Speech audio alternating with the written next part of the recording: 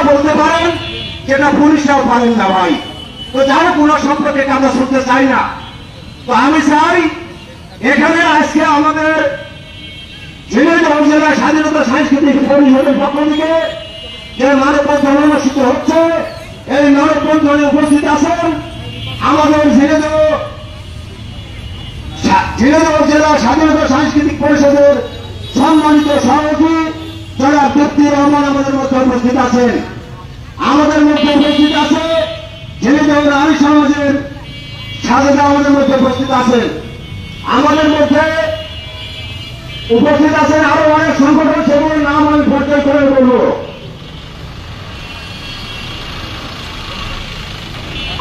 আপনারা দেখেছেন ইতিমধ্যে আমাদের এই মানববন্ধনে উপস্থিত হয়েছেন আমাদের ঝিনাইদহ প্রেস ক্লাবের সভাপতি আমাদের বড় ভাই সাংবাদিক রায়ন ভাই আমাদের মধ্যে উপস্থিত হয়েছেন।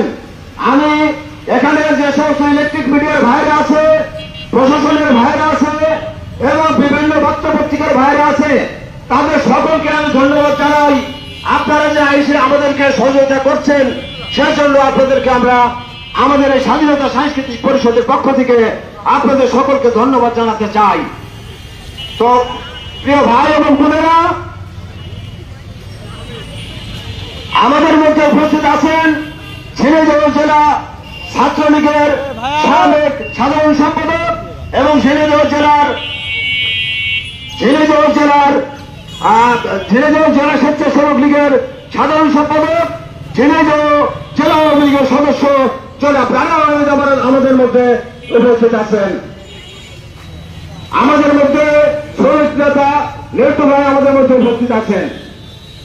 আমাদের মধ্যে উপস্থিত আছেন আরো বিভিন্ন রাজনৈতিক অঙ্গন এবং সামাজিক অঙ্গন, সাংস্কৃতিক অঙ্গনের বিভিন্ন পর্যায়ের নেতাকর্মী ভাই এবং বোনেরা আমাদের মধ্যে উপস্থিত আছেন। তাদের প্রিয় নেতা সাইদুল করিম মিন্টুর নামে আমাদের মধ্যে উপস্থিত আছেন আমাদের ঝিনাইদহ সদর উপজেলা স্বেচ্ছাসেবক লীগের সংগ্রামী সাধারণ সম্পাদক সাবেক ছাত্র নেতা সিটেরা আমাদের মধ্যে উপস্থিত আছেন। তো যাই হোক, আমাদের মধ্যে উপস্থিত আছেন সম্মিলিত সাংস্কৃতিক জোটের সম্মানিত সাধারণ সম্পাদক জনাব শান্ত চৌধুরী আমাদের মধ্যে উপস্থিত আছেন। আমাদের মধ্যে উপস্থিত আছেন ঝিনাইদহ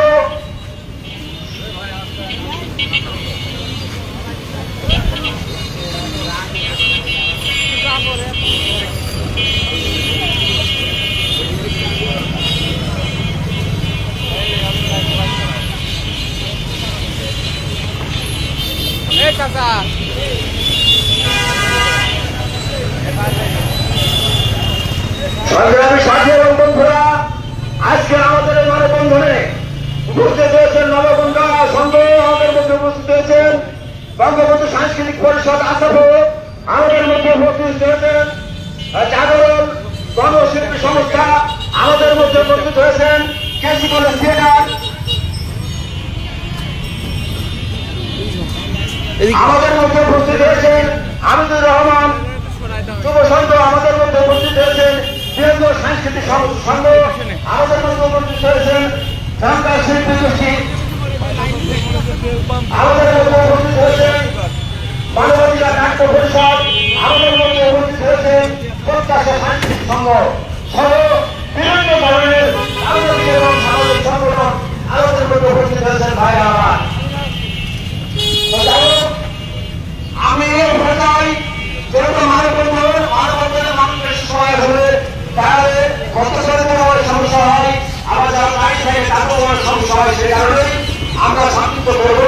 তো এই পর্যায়ে আপনাদের সামনে বক্তব্য রাখার জন্য আহ্বান জানাচ্ছি ঝিনাইদহ জেলা স্বাধীনতা সাংস্কৃতিক পরিষদের সম্মানিত যুগ্ম সাধারণ সম্পাদক শিবনকে। তুমি গানে কাটো তোমার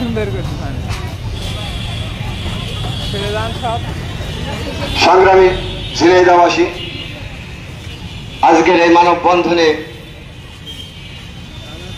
সভাপতিত্ব করছে স্বাধীনতা সাংস্কৃতিক পরিষদের সম্মানিত সভাপতি নারী জাগরণের অগ্রদূত, যাকে আমি তিল করে দেখেছি রাজপথে। আমার বয়স যখন ছোট তখন আমি দেখেছি এই নারী জাগরণের মধ্য দিয়ে যিনি হাতি হাতি পা করে তিনি রাজনীতির মাঠে তিনি কাজ করে গেছেন। সেই নারী নেত্রী জনাব তৃপ্তি রহমান আমাদের মাঝে উপস্থিত আছেন। আমি সর্বপ্রথমে আমি শ্রদ্ধা জানাতে চাই 1000 বছরের শ্রেষ্ঠ বাঙালি স্বাধীনতার মহানায়ক বাংলার রাখাল রাজা জাতির জনক বঙ্গবন্ধু শেখ মুজিবুর রহমানের প্রতি আমি শ্রদ্ধা জানাতে চাই। 30 লক্ষ মাধবের উচ্চকের বিনিময়ে এই লাল সবুজের পতাকা আমরা পেয়েছিলাম। সেই সমস্ত শহীদদের প্রতি আমরা জানাই বিনম্র শ্রদ্ধা। আমরা শ্রদ্ধা জানাতে চাই যে সমস্ত দেশ এই বাংলাদেশকে স্বীকৃতি রূপে আমাদেরকে পাশে বানিয়েছিল সেই ভারতবর্ষকেও আমরা শ্রদ্ধা জানাতে চাই। সংগ্রামী সাথী, আজকের এই মানববন্ধনে স্বাধীনতা সাংস্কৃতিক পরিষদের ব্যানারে অসংখ্য সাংস্কৃতিক সংগঠন এই মানববন্ধনে উপস্থিত হয়েছেন। এই জন্য স্বাধীনতা সাংস্কৃতিক পরিষদের পক্ষ থেকে জানাই সকলকে ধন্যবাদ এবং কৃতজ্ঞতা। সংগ্রামী সাথী ভাই আমার, এমন একটি মুহূর্তে আমরা উপস্থিত হয়েছি খুব মর্মাহত এবং বেদনাদায়ক। আমরা চাই না যে রকম অবস্থায় আমরা দাঁড়িয়ে কথা বলব, কিন্তু দুঃখের বিষয় আজকে জেলার মতো একটা গ্রুপ জেলা রাজনীতির অঙ্গনে যে ঘটা জীবনদাতার নামাবার জন্য ষড়যন্ত্রে লিপ্ত, সেই ষড়যন্ত্র আসলে খুবই দুঃখজনক। ইতিমধ্যে এই জেলার রাজনীতির অঙ্গনে যিনি সভাপতিত্ব করেছিলেন বর্ষিয়ান রাজনীতির জনবাদ আব্দুল হায়ান মহোদয়, তিনি আমাদের বাস থেকে চলে গেছেন। আমাদের রাজনীতির অঙ্গনে আর একদিন পুরুষ যিনি দক্ষিণপঞ্চল নয়, তিনি সারা বাংলাদেশের রাজনীতির অঙ্গনে টেকনাফ থেকে তেতুলিয়া, রূপসা থেকে পাতুলিয়া যার রাজনীতির রাজপথে অসংখ্য সংগ্রামের মধ্য দিয়ে আমি আমার ছাত্র জীবনে, আমি আমার জীবন যৌবনে, আমি আমার রাজনীতির অঙ্গনে আমি সাইকেল করে মিন্টুকে খুব কাছ থেকে দেখার সুযোগ পেয়েছি। সংগ্রামী নেতৃবৃন্দ, এই সাইকেল করে মিন্টু খেয়ে না খেয়ে এই রাজনীতির অঙ্গনে তিনি নেতৃত্বে বঙ্গবন্ধুর আদর্শে অনুপ্রাণিত সৈনিক হিসাবে তিনি সারা বাংলাদেশের রাজনীতির অঙ্গনে তিনি কাজ করে গেছেন। সংগ্রামী নেতৃবৃন্দ, বঙ্গবন্ধু কন্যা মাননীয় প্রধানমন্ত্রী যখন ওই সেনা শাসকদের 111 সেই 111 যখন বঙ্গবন্ধু কন্যা মাননীয় প্রধানমন্ত্রীকে ওই অন্ধকার প্রকোষ্ঠে কারাগারে নিক্ষেপ করেছিল, জনতা জনাব সাইকেল করে মিন্টু দেখেছিলাম সারা বাংলাদেশের রাজপথে তিনি সরকারের উপস্থিত করেছিলেন। নেত্রীর মুক্তির আন্দোলনে জনতা জনাব সাইকেল করে মিন্টু তিনি জীবন বাজি রেখে নেত্রী মাননীয় প্রধানমন্ত্রীর মুক্তির আবেদন করেছিলেন। সে আবেদনে মাননীয় প্রধানমন্ত্রী তিনি বঙ্গবন্ধু কন্যা মাননীয় প্রধানমন্ত্রী এই মানুষ